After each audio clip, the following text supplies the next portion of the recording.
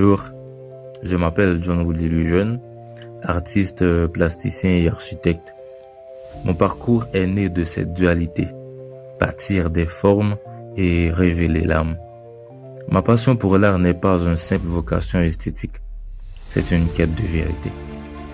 J'ai fondé un mouvement, un manifeste, l'art et les cicatrices du monde. La mission est simple, transformer la marque, la blessure en une source inépuisable de résilience. Tout commence par la structure, par le dessin. L'architecture m'a appris la rigueur de la ligne. Chaque croquis est une tentative de donner corps à l'invisible, de capturer le souffle d'une histoire avant qu'il ne devienne matière.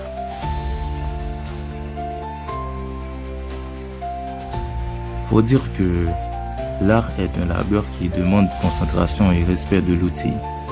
Mon travail est physique. Il exige une concentration directe avec la matière.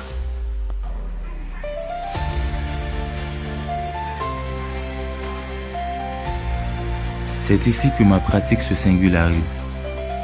Je ne cherche pas à lisser le bois, je le marque. J'utilise l'outil rotatif pour sculpter des sillons profonds, des marques bois, les marques du bois. Ce sont des incisions délibérées qui symbolisent les traumatismes ancrés, la mémoire brute de la vie.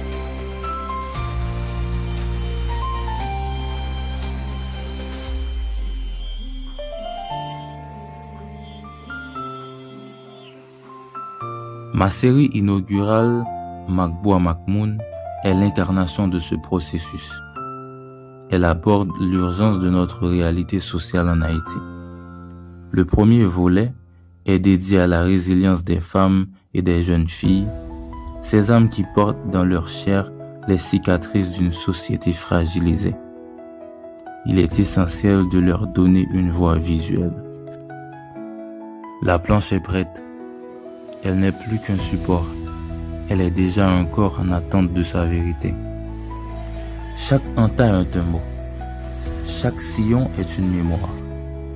Je ne fais pas que graver du bois. Je grave un récit. C'est un acte de résistance, transformant le silence en un langage palpable.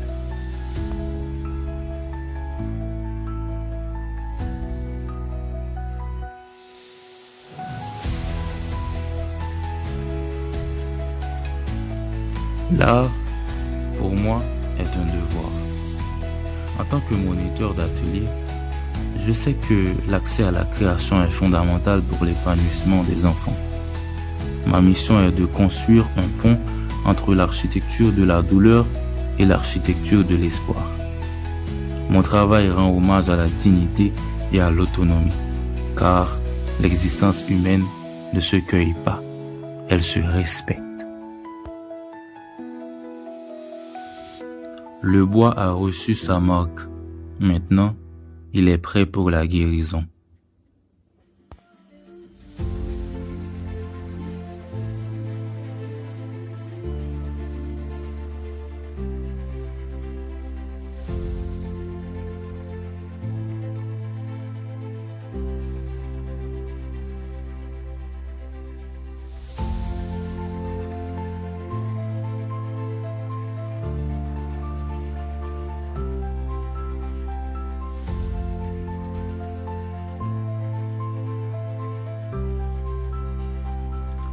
Une fois l'incision terminée, le travail de l'architecte s'achève, mais celui du plasticien commence.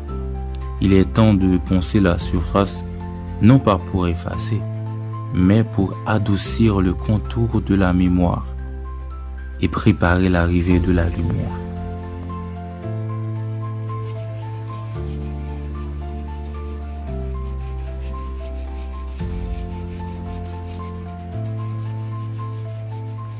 La couleur est l'acte de transmutation.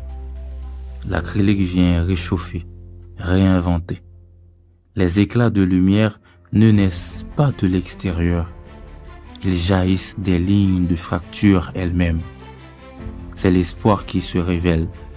Regardez comment la douleur se mue en une esthétique de la résilience.